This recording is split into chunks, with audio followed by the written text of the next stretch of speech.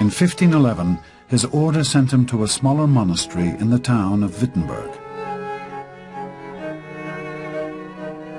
Compared with Erfurt, Wittenberg was tiny, home to little more than a couple of churches and a newly founded university. But here, the monk Johann von Staupitz took Luther under his wing. Staupitz was a leading member of Luther's order, and he was determined to release the younger monk from his cycle of despair.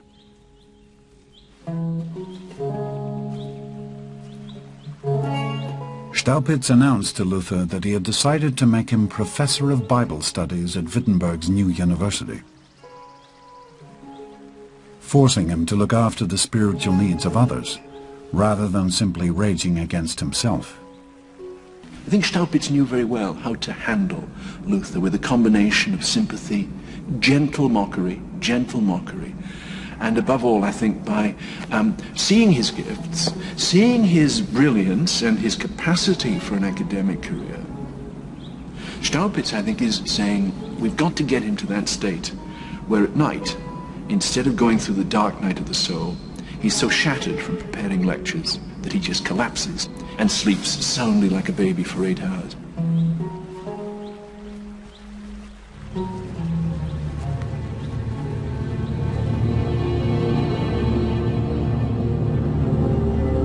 Staupitz's instincts would prove astonishingly accurate.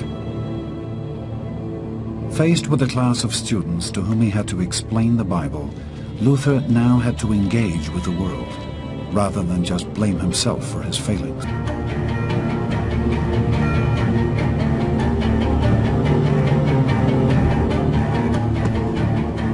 And as he pondered, noted and reasoned his way through his faith, Luther was struck by a building revelation. A revelation that questioned everything he had been taught about his church. So what Luther is saying is that you don't need the institution of the church. You don't need the intercession of priests. You don't need these great papal ceremonies to get to heaven. This whole thing is not about you and the church. It's about you and God.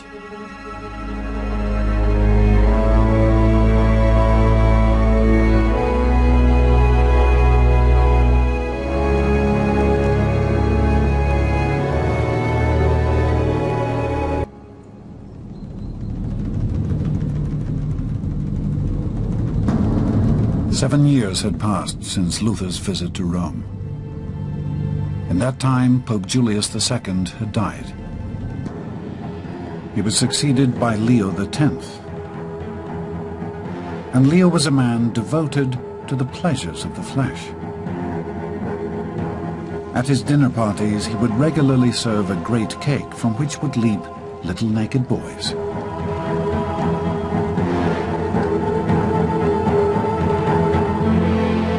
Within 2 years of sumptuous festivals and wild boar hunts, Leo had emptied the papal treasuries. He was forced to halt work on the church's greatest extravagance yet, the glorious Basilica of St. Peter's. It's one of the greatest building schemes in European history, and all the great artists and sculptors and architects of the Italian Renaissance, without exception, took part in this scheme. It just sucked in money, as building projects do suck in money. Leo was unconcerned. To refill his treasuries, he turned to one of the church's most proven methods for raising money: selling indulgences, charging the faithful for entry into heaven. This indulgence was basically a piece of paper sold for a very appropriate sum of money, incidentally adjusted to your means, which promised to pay the bearer on demand forgiveness of sins.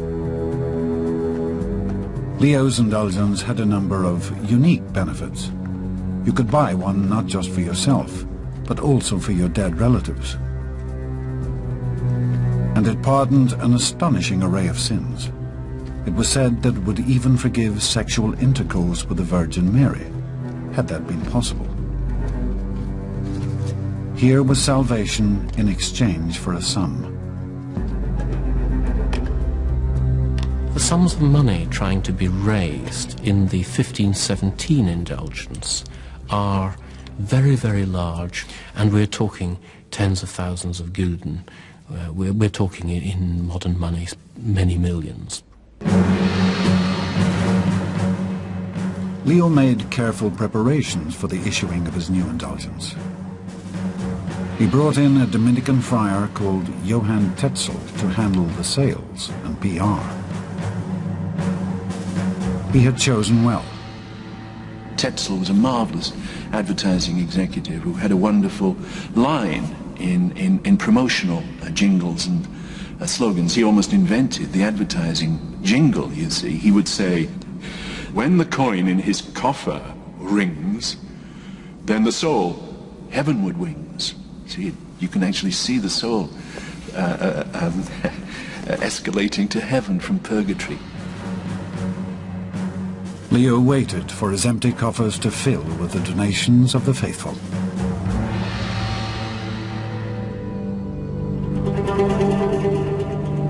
Tetzel's main market for selling the new indulgence was Germany. And the people of Wittenberg quickly heard about the bargain deal that the church was offering on redemption.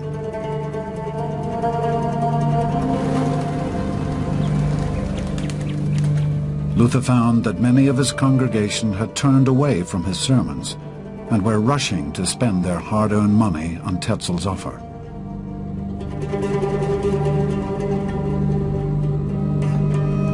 But for Luther, his moment of revelation had left him with one simple message.